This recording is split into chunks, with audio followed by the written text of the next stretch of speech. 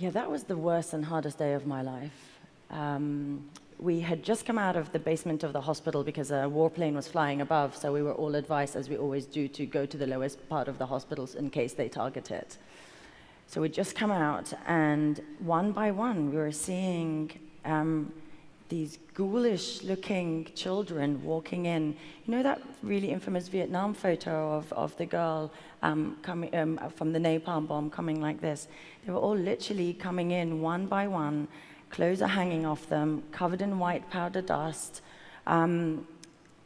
with the most heart-wrenching smell of burnt, singed flesh coming in.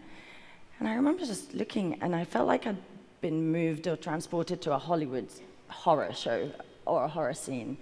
It was at the time when the last big chemical weapons attack had happened in Damascus. It was 5 days afterwards, so we didn't know what was happening. We thought, is this a chemical weapons attack? So we started to treat them as if they were, until we got the intelligence that it was a big incendiary weapon, which is basically a big ball of fire that was dropped from the airplane onto a schoolyard where 10 to 16-year-olds were waiting after school to be picked up by their children, by their parents. There's one boy who sticks in my mind, and he's etched into my mind. He walks in, and he is so burnt, he looks like a tree bark. I'd never, ever seen anything like it before. And he'd lost all his hair, everything. He literally walked in solid, like so solid, he couldn't bend his arms. And I was so stunned. The only thing I could think to say was, "How are you?" I didn't know what else to say. I'd never seen anything like that before.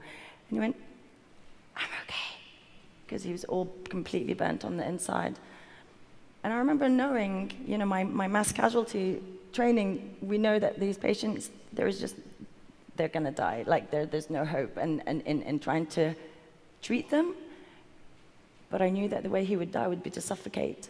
And that's why yesterday I was completely paralyzed, because seeing those images and those kids suffocating to death was what I saw in so many of those children on that day. And I knew he was gonna suffocate to death, so I did treat him so that he would slip away rather than kind of suffocate.